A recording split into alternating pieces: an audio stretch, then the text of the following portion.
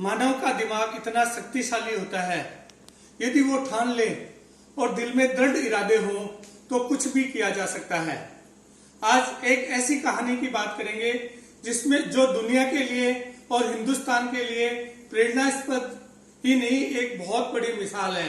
साथियों, आज हम बात करेंगे अरुणिमा सिन्हा के बारे में। वो दिल्ली के लिए रवाना होती है लखनऊ से।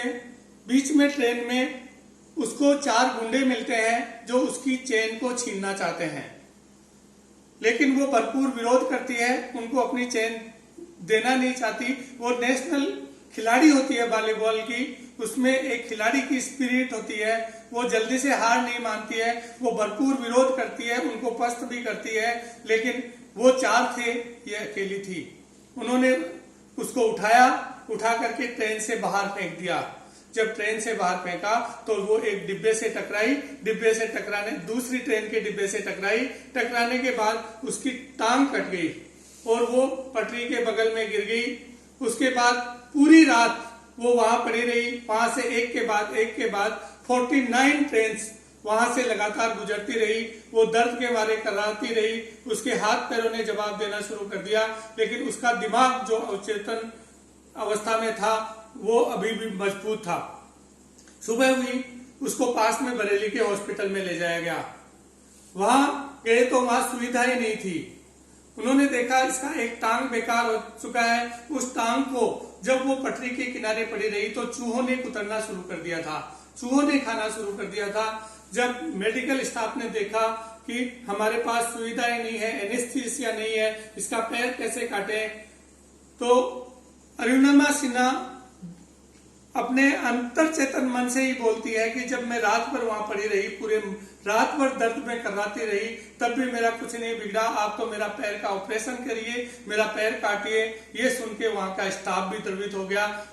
ये शायद पहली बार वहां के स्टाफ ने अपना खून दे करके जैसा भी वहां सुविधाएं थी उसका पैर काटा और उसको लखनऊ शिफ्ट किया गया।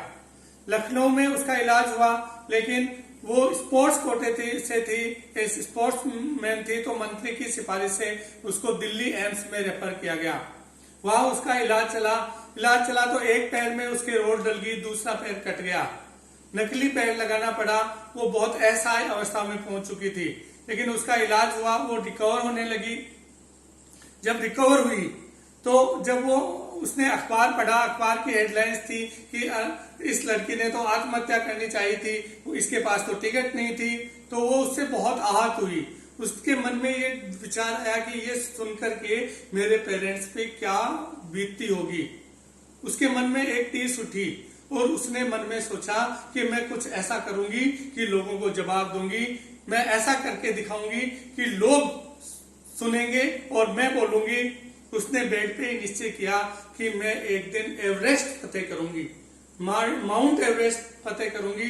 जब ये बात उसने लोगों के सामने रखी तो लोगों ने उसको पागल समझा कि ये पागल लड़की है, मेंटली अपसेट हो गई है।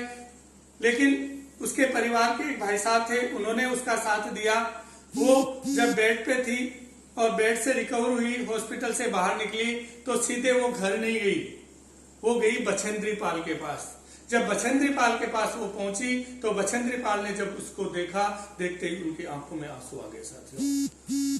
और उन्होंने कहा, अरुणिमा, तूने ऐसी परिस्थिति में, ऐसी विकट परिस्थिति में, दुविधा की स्थिति में ये सोच लिया कि मैं एवरेस्ट फतेह करूंगी, तो एवरेस्ट तो तेरा फतेह हो चुका, अब तो लोगों को डेट पता लगना बाकी है। उसने हौसला दिया। उन्होंने वो सब बातें बताई कि एक एवरेस्ट चढ़ने के लिए क्या क्या प्रॉब्लम्स आती है, लेकिन अरुणिमा का हौसला बहुत बुलंद था। उसने निश्चय किया। साथियों, मुश्किल काम था, स्पॉन्सर मिलना मुश्किल था, लेकिन अरुणिमा की ट्रेनिंग शुरू हुई, बछेंद्री पाल के सहयोग से ट्रेनिंग शुरू हुई। वो धीरे धीरे बेस कैंप से हाइट तक जाने लगी। लेकिन वो बताती है कि जब वो हाइट तक जाती थी, जब नॉर्मल लोगों को 2 मिनट लगती थी, मुझे 2-2 घंटे लगते थे। मेरा नकली पैर था, मेरे पैर में खून आने लग जाता था, मैं बड़ी मुश्किल से वहां जा पाती थी, मेरा हौसला भी टूटता था, लेकिन मेरे मन में ये दृढ़ विश्वास था कि मैं ये करके रहूंगी।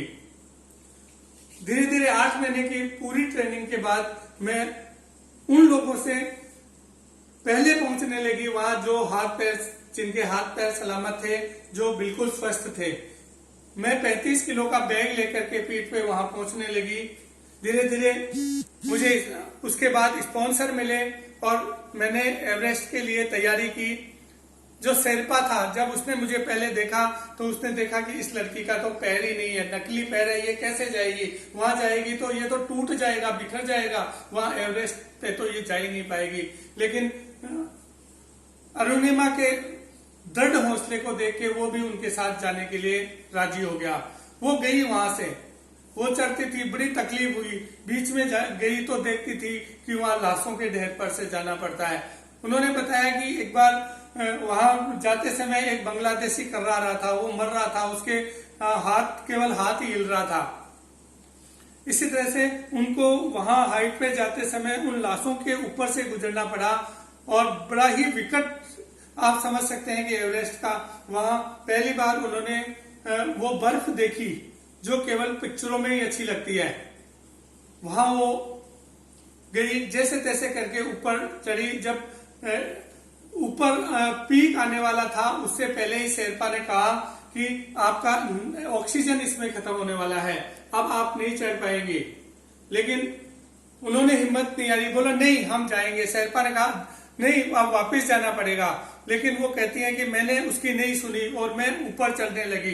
जब मैं ऊपर पहुंची तो 1 से 1.5 घंटे के बाद में मैं एवरेस्ट की पीक पे थी। वहां जब मैं पहुंच गई तो ऑक्सीजन लगभग खत्म होने को थी। लेकिन फिर मैंने शेरपा को बोला कि मेरी एक पिक्चर ले लो, तो वो झुंझलाए। उन्होंने कहा तुम्हारी ऑक्सीजन खत्म हो रही है, तुम मरने के कगार पे हो, तुम्हें पिक्चर की दिख रही है। लेकिन फिर भी मैंने हिम्मत नहीं हारी, फिर मैंने संभल के कहा कि मेरा एक वीडियो भी बना लो। वो बहुत और झुंझलाए, बोले तुम मरना चाहती हो कि मैं तो यहाँ से जा रहा हूं, तुम मरना चाहती हो तो मरो। लेकिन फिर उसने जैसे तैसे करके वीडियो भी बनाया।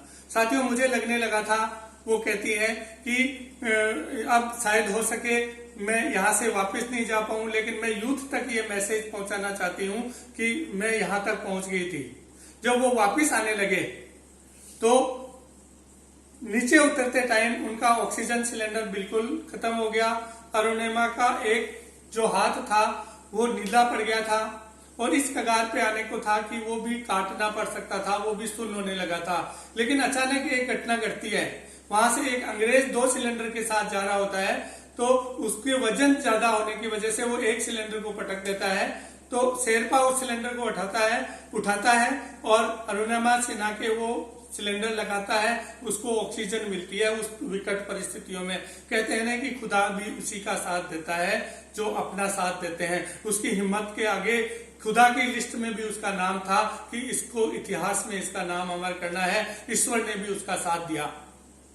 जैसे तैसे करके वो नीचे आए।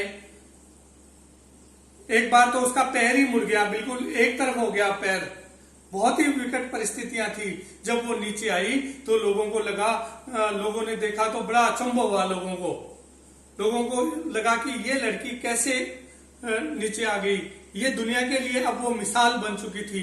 पूरे अखबारों में, पूरी मीडिया में अरुणिमा सिन्हा का नाम था। साथियों, उसने अपने हौसले के बल पे, अपनी हिम्मत के बल पे न केवल एवरेस्ट फतेह किया, लेकिन बल्कि दुनिया की 7 पीक चोटियां, ऑस्ट्रेलिया, यूरोप और बाकी महाद्वीप की जितनी भी चोटियां थी उसने फतेह की। आज अरुणिमा सिन्हा दुनिया के लिए एक मिसाल है। साथियों, यह मन में इरादा है और हौसले बुलंद है तो कुछ भी किया जा सकता है। वो कहती है कि अभी तो लोगों ने मेरी आसमान की उड़ान देखी है, मेरा असली इम्तिहान तो अभी बाकी है। इस परिंदे का अभी असली इम्तिहान बाकी है। अभी तो समुद्र लागा है, अभी तो पूरा आसमान बाकी है। साथियों, यदि दिल में अरमान हो, हौसला बुलंद हो और मन में कुछ करने की चाहत हो तो कुछ भी किया जा सकता है, कुछ भी किया सकता है। जय हिंद, जय भारत।